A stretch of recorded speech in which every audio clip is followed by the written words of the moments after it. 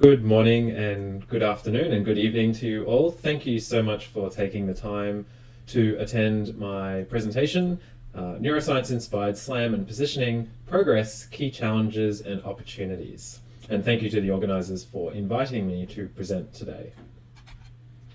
As an overview of what I'll cover in my brief time with you today, I'll briefly introduce myself and the research centre that I co-lead. I'll talk a little bit about some of the history of our biologically inspired robot mapping and navigation research. I'll touch on not all of these, but a couple of what I would call the open research challenges in biologically inspired mapping and positioning research. And I want to end on perhaps the most important part of the talk, which is why should we continue to consider and engage in biological and neuroscience-inspired research in the robotics and positioning domain. So to introduce where I'm from, I co-lead a large research centre at QUT called the QUT Centre for Robotics. We are a large research group. We do research spanning fundamental blue sky research all the way to very highly applied research with industry and government partners. And if it's an autonomous system, a robot, an autonomous vehicle, and so forth that moves in our skies, operates on the ground or even deep underground, operates on the surface of our oceans or underneath our oceans, we have done or are actively involved in research projects in this space. We are also part of a number of international and federal initiatives and centres, some of which are outlined at the left part of this slide. And of course, because we're at a university, we do a lot of outreach and engagement as well as education in the robotics and artificial intelligence related topic areas. Of particular relevance to today's talk is a project I'm leading for the next 5 or so years, which is titled Re-evolving Nature's Best Positioning Systems for People and Their Machines. And what we are trying to do is come up with a complete approach to developing novel positioning technologies that can complement and in many cases replace what we currently use GPS for. My own research group and research journey has really been driven by this desire to understand spatial and perceptual intelligence. I really see this as a gateway to understanding more broadly general intelligence, which is, I guess, is one of the grand challenges in science. Motivation in my research group is really driven by two key motivators. The first is scientific curiosity, the quest to find out new things. And the second thing is real world problems. So the problems that our industry partners come to us with, or our government partners come to us with, that they would like to know more information or make some progress on. We draw a lot of inspiration from biology, a lot of inspiration from the neural networks that are found in the brain. Of course, we heavily use modern deep learning and modern AI techniques. We do a lot of testing on embodied platforms. Typically, the systems never really work that well the first time you run them. And so we iterate and get some insights into aspects or properties of these systems that are important for solving real-world problems on robots. We have a lot of projects. I won't be talking about many of them, but as I said, projects with a large number of industry partners, government partners, as well as fundamental research projects. We have lots of survey papers, and there'll be a couple of publication references throughout the talk that appear in red at the bottom. We have a lot of open source code that's available freely online for you to try. And the first body of work I'll talk about briefly is our work on RAT-SLAM. SLAM is simultaneous localization and mapping, a sort of pivotal research field in robotics. And I was one of several contributors to this project, and it's been going for more than 2 decades. So if you think about spatial mapping and how robots map the world and how animals, like a rodent, maps the world, there are a lot of differences. So on the left is a typical sort of geometric map of the environment that a robot or an autonomous vehicle might build up. But we know that animals generally map the world very differently to how we design our robots to do so. I've done a lot of work, as have many of our colleagues, in using rats and rodents as inspiration, and more generally the mammalian brain. Brown rats are particularly inspiring because they've only become widely distributed throughout the world in the last several hundred years. And yet they're able to prosper very well in an incredibly diverse range of environments and navigate and find their way around. We know a lot, or our biologist and neuroscientist colleagues know a lot about what rats can see in the world, what they smell, their sense of touch through their whiskers, so they have relatively well characterized sensing and perception systems. We also know arguably more about what happens in the brains of animals like rodents than just about any other animal. And we know that there are many navigationally specific neurons in the brain that these animals use to help themselves navigate through their environments. This is a recording of a place cell. Everywhere that you can see this sort of yellow shading is where one particular neuron in this brain fires. And there are other types of cells. There are head direction cells, which respond when the rodent's head is facing in a certain orientation, and a number of other types of neurons. So we started modeling these systems. Our initial models basically consisted of simple neural network models of these place cells and these head direction cells, and we started to put these systems on robots to see whether they would help the robot map and keep track of where it is or localize in its environment. The fundamental neural network type we used at the time was known as a continuous attractor network, or CAN. This is a network with positive excitatory local connections, global inhibitory connections, fully interconnected like this. And doing this enables you to have desirable network dynamics that, at a very loose level, mimic what you would see in a Kalman filter, for example, in a more conventional robotic system. We put this on a robot, very simple robot experiments in a very small arena with artificial landmarks, and essentially the systems didn't work. The error in the robot's estimate of where it was located in the environment got worse very rapidly over time. And so what we discovered was that we were modeling these two distinct types of spatial neurons, these place cells and these head direction cells. And one of the problems with robots that robots face in the real world is that the real world is inherently uncertain. And so if you imagine a scenario here where we're looking down from above on a simple corridor-like maze, and there are two locations where the robot might see that purple cylinder. Over time, the robot would learn that there are two possible spots in the maze where it can see that purple cylinder, and that there would be two possible orientations or directions that the robot is facing when it sees that purple cylinder.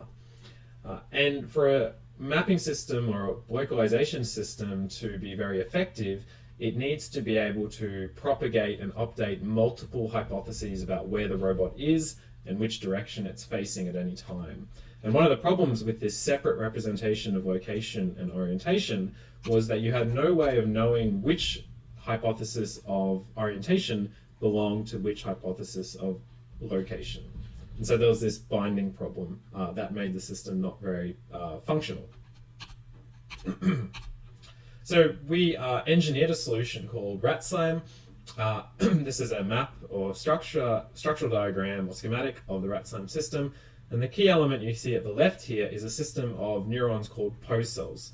And these are neurons that encode both the location and the orientation of the robot simultaneously. In the middle of this figure, you can see something called an experience map. This is like a graphical mapping readout of the representation of space, and you'll see this in some of the slides. And this system was able to encode and propagate multiple hypotheses about where the robot is over time.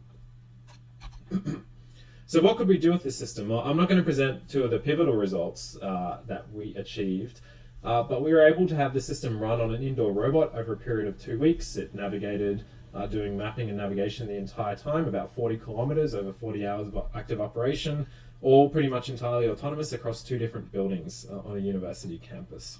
And it was very stable, and its performance rate was very good in terms of navigating to locations. The other pivotal experiment was a mapping a suburb experiment where we were able to map, at the time, the largest environment mapped with a purely visual system. So this was a version of RatSlam using just the visual input from the web camera on a laptop, and it was able to map a 66 kilometer through a suburb in Australia. So these are sort of 2 breakthrough results where we were able to achieve competitive or even state-of-the-art performance in long-term and large-scale mapping and localization for robotic systems. One of the interesting things was around the same time, a bunch of neuroscientists who went on to win the Nobel Prize discovered a type of cell called a grid cell, and the grid cells that they discovered were a new type of navigational cell in the brain, and these cells had similar, not identical by any means, but similar properties to the pose cells that we'd engineered. So it was really satisfying to see the discovery of a neural neuron in the brain that actually met a lot of the functional requirements we needed to make our system work. And so this discovery, while very exciting, wasn't really that surprising to us. It made sense. So there are lots of open research challenges still in this field. I've made a list of these on this slide. This isn't all of them. These are just some of the ones that are particularly interesting to us. To touch on a couple of these, one of the really interesting things is how and to what extent spatial uncertainty is represented in the brain. Is this similar to the ways we do it in conventional robotic SLAM systems in terms of particle filters and Kalman filters? And how well does what nature does in terms of representing uncertainty scale to, for example, representing lots of hypotheses about where you might be in the environment? Another fascinating question is thinking about what the options are for neural representations of robots that move not on the ground plane but in three-dimensional space, and perhaps they have up to 6 degrees of freedom. So for example, X, Y, Z position and roll, pitch, and yaw platform orientation. So this is a higher dimensional state space to encode what the robot or drone or autonomous vehicle is doing. And it's interesting to think about how this might be represented in a neural network system. And so once again, without going into details, I'll call out the work of Fangwen Yu, who came and worked with us for a couple of years on a system called Neuroscience, which essentially builds on what we did with the RatSlam work to create a number of different possibilities for how you could have a neural network system that encodes up to 6 degrees of freedom, as opposed to the 3 degrees of freedom that were present in the original RatSlam system. And there was all sorts of interesting findings from this project. There are trade-offs in terms of encoding high-dimensional spaces in a neural network architecture. For example, the amount of compute and the size of the neural network you need to build. But very fascinating work, and reach out to Fangwen if you'd like to talk more about this. Another issue or unexplored opportunity, I think, in terms of bridging robotics and neuroscience is how is confidence encoded in spatial neuroscience? So if the robot is, or the animal is uncertain about where it's located in the environment, is this represented by having multiple separate hypotheses about its location encoded in the brain? Or is it encoded by some measure of general uncertainty in the brain? And then is there a behavioral link? So do animals, and obviously can robots, act differently based on the level of certainty in their localization estimate? Obviously, if you don't know where you are, you should probably be a little bit more cautious. To take an example from a very popular field of autonomous vehicles, this is one great example, which is knowing when you don't know. So imagine you have 2 localization systems for your autonomous vehicle. System 1 is really good. 99.9% of the time, it works really well, but the remaining 0.1% of the time, it works poorly. And most importantly, it doesn't realize that it's not working well. System 2 works well 99% of the time, and self-diagnoses, or self-analyzes and realizes that it's unfit for purpose 99% of the remaining time. Now, for safety critical operations, System 2 is clearly superior because it will only be operating poorly without knowing 0.01% of the time, which is 10 times better than System 1. And so thinking about how this sort of certainty could be encoded in natural systems, in animal brains, and then how we can model this is a whole new area to explore. Another thing I should touch on is I guess our responsibility to try and make it easier to do research in this area. So I know when I was getting started, we got a lot of comments that our research didn't have enough impact in either robotics or in biology. But unless you are a very well-funded lab or very well-funded corporation, when you start off doing interdisciplinary research, you're going to make less progress compared to someone who is focused just on one disciplinary field. And so this is a problem I think we need to work at better supporting in terms of research. And it's relevant for early career researchers. It's also equally relevant for professors, although in perhaps different ways. There's a general move towards making most research more applied and having some real-world impact. And I think broadly speaking, this is a good idea. But you still need to have blue sky fundamental research, especially in interdisciplinary research, for example, combining neuroscience and robotics, because it will take you a while to create those breakthrough discoveries that then eventually get translated into new products. And then to wrap up the talk, I'll briefly talk about why we should be doing biologically or neurally inspired research, especially in the robotics and positioning space. Now, people always point out that, for example, elephants don't play chess, and my favorite is dogs don't drive. So obviously we don't want to mimic nature exactly, because a lot of the things we want our robots or autonomous vehicle systems to do are not exactly what happens in nature, because dogs don't drive, for example. So why do it? Well, I guess there's two motivations. One is to do really high fidelity modeling of biological systems and see if we can generate new predictions for our biologist or neuroscientist colleagues to test and evaluate to try and inform their research. And then there's the inspiration of drawing some limited inspiration from biology to improve the capabilities of technological systems like robots and autonomous vehicles. One example of this I just want to talk about that we've done is working on positioning systems for autonomous vehicles in a mining domain. So these are autonomous vehicles that operate underground and move earth and ore around and are critical to mining the sort of resources that underpin a lot of the products that we rely on. So this is a project with a company called Caterpillar, the Queensland government, Mining 3 and a number of other organisations. And you can see some footage here of what it looks like in these underground mine sites. It's a very challenging environment. Perceptually, everything looks quite different at different times, so it's challenging for positioning systems that rely on cameras. You can see some of the sensors. This is Adam, the lead research engineer on this project. This is what the sensor looks like in the lab, and when you put it on the truck, and it gets quite dirty, as you can see. And this is it in the field. So this is the end system that we created, and so this is showing a 5 to 10 kilometer journey up to 600 meters deep underground, and you can see the map and the system keeping track of where it's located within this environment. And so this was done over a number of field trials across 4 different mine sites in Australia. Adam is now working with the company, and they are continuing this work. So what we've discovered across this and many other projects is there's this magic mix for applied research. So a lot of the stuff you will do will be using conventional algorithmic approaches, some of which may be 10 or 20 years old. There may be tiny aspects of biological inspiration, but most of it will not be directly biologically inspired.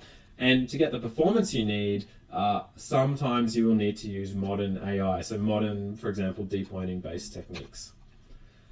And why do you need a mixture of all of these? Well, you can't just use biological inspiration because the sensors on your autonomous vehicle or robot will be different to the sensors that an animal has. There's embodiment differences. An animal might be able to make mistakes navigating, whereas it would be catastrophic for an autonomous vehicle. There are different risk appetites. Some animals are very expendable. Some $1 million systems are definitely not expendable. There are different performance ceilings. So it may be good enough for a animal to not do perfectly all the time, but for an on-road autonomous vehicle, it has to be pretty much perfect. Provability, there's a high bar to make sure we understand what these systems are doing and what the limits of their performance are doing. And a lot of the time, you're better off with a near full autonomous system rather than a fully autonomous system. So having a human operator in the loop to some extent. The other argument, and I think this is the biggest argument for continuing to do biologically and neuroscience-inspired research, is unexpected beneficial outcomes. And so in doing the rat slam research that we did over many years, we found out a number of things. We found out that very low resolution imagery is very good for localization. We found out that localized temporal filtering is a very powerful tool for improving the performance of these systems. Excuse me. And we found that putting all of this together, we were able to create very high performance navigation systems.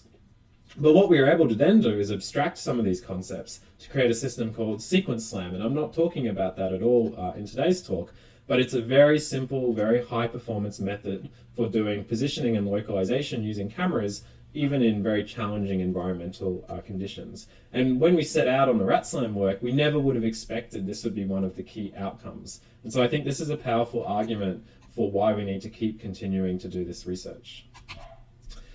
So I hope that was interesting. I'm very grateful to the organisers for inviting me to present here today, and I look forward to seeing research continue in this field over the coming years.